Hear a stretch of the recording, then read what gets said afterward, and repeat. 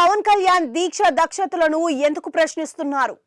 జనసేన అధినేత పవన్ కళ్యాణ్ గురించి, ఆయన రాజకీయం గురించి తెలియని వారు లేరు. ఆయన గత 10 ఏళ్లుగా రాజకీయాల్లో చురుగ్గా ఉంటూ వస్తున్నారు. ఆయన దూకుడుతోని కూడిన రాజకీయం చేస్తారు. అగ్రెసివ్ మోడ్ లో మాట్లాడతారు. ఆయన ప్రసంగాలు ఆవేశపూరితంగా ఉంటాయి. ఇవన్నీ అందరికీ తెలిసిందే.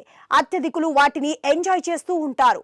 పవన్ మార్క్ పాలిటిక్స్ ఆ విధంగానే హైలైట్ అవుతూ వచ్చింది. అయితే పవన్ 10 ఏళ్ల పాటు సుదీర్ఘమైన పోరాటం చేసిన తర్వాత అధికారం అందుకున్నారు. ఆయన టీడీపీ కూటమి ప్రభుత్వానికి బాసటగా నిలిచి ఉప ముఖ్యమంత్రిగా కొలువు తీరారు. అధికారంలో ఉంటూ దాదాపుగా 4 నెలల పాలన పూర్తి చేశారు.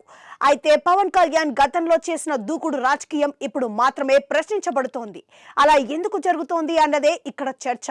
ఉదాహరణకు తీసుకుంటే తిరుపతి లడ్డు అపవిత్రం అయింది అని పవన్ కళ్యాణ్ ప్రాయశ్చిత దీక్ష చేపట్టారు. అది ఇప్పుడు విమర్శల పాలు అవుతోంది. పవన్ కి దీక్షలు చేసే స్వేచ్ఛ లేదా అంటే లేకేమి, ఆయన బ్రహ్మాండంగా చేయొచ్చు అన్న సమాధానము వస్తుంది. అయితే పవన్ ఇప్పుడు ఉన్న పరిస్థితి, ఆయన ఉన్న పొజిషన్ చూసిన వారు మాత్రం దానిని తప్పుగా పడుతున్నారు. ఆయన ఉప ముఖ్యమంత్రిగా రాజ్యాంగబద్ధమైన పదవిలో ఉన్నారు.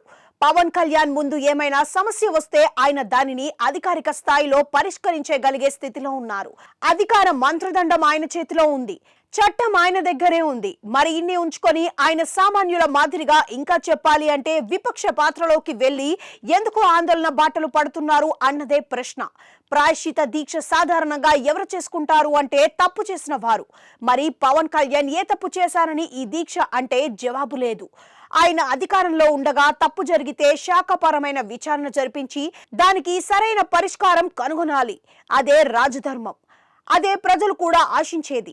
ఇక ఆయన అధికారంలో లేని టైంలో గత ప్రభుత్వంలో తప్పులు జరిగాయి అంటే ఆ విషయంలోనూ ఒక సమగ్రమైన విచారణ జరిపించాలి. బాధ్యులను వెతికి పట్టుకోవాలి. ఒకవేళ ప్రాయశ్చితం అంటూ చేస్తే ఆ తప్పులు చేసిన వారే చేయాలి. మరి పవన్ ఎందుకు ఈ దీక్షలు చేస్తున్నారు అన్నదే అర్థం కావడం లేదు అని అంటున్నారు. పైగా ఆయన రాజ్యాంగ పదవిలో ఉన్నారు అంటే సర్వ మతాలు సమానమని చాటి చెప్పే పొజిషన్ లో ఉన్నారు. ఆయన ముందు ఏ మత సమస్య అయినా, ఏ వర్గం సమస్య వచ్చినా దానికి ఒకే విధంగా రాజ్యాంగంలో సూచించిన మేరకు చర్చలు తీసుకోవాల్సి ఉంది. అలా కాకుండా ఆయన ప్రాయశ్చితం దీక్షలు అంటూ చేయడం అంటే అది ఒక విధంగా పలాయనవాదం కదా అని చర్చ కూడా లేవనెత్తుతున్నారు. అన్నిటికీ మించి పవన్ తాను అధికారంలో ఉన్నాను అన్న దాన్ని విస్మరిస్తున్నారా అన్న చర్చ కూడా వస్తుంది.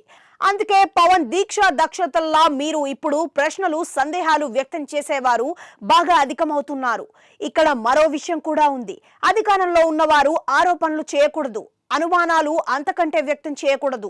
వారు ఫుల్ పవర్స్ కలిగి ఉన్నారు కాబట్టి అలా వచ్చిన వాటిని పూర్తి స్థాయిలో వారు పరిష్కరించగలిగి ఉండాలి. కానీ అలా జరగకపోవడం వల్లనే ఇప్పుడు ఈ రకమైన చర్చ సాగుతోంది.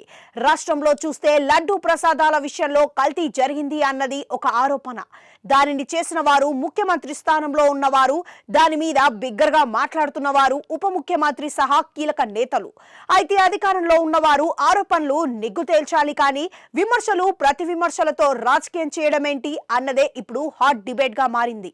ఏది ఏమైనా పవన్ వ్యక్తిగత స్థాయిలో దీక్షలు చేయొచ్చు కానీ ఆయన డిప్యూటీ సీఎం గా కూడా రాజ్యాంగం ప్రసాదించిన తన హక్కులను, బాధ్యతలను పూర్తి స్థాయిలో డిశ్చార్జి చేస్తేనే సమస్యలకు పరిష్కారం లభిస్తుంది అని అంటున్నారు.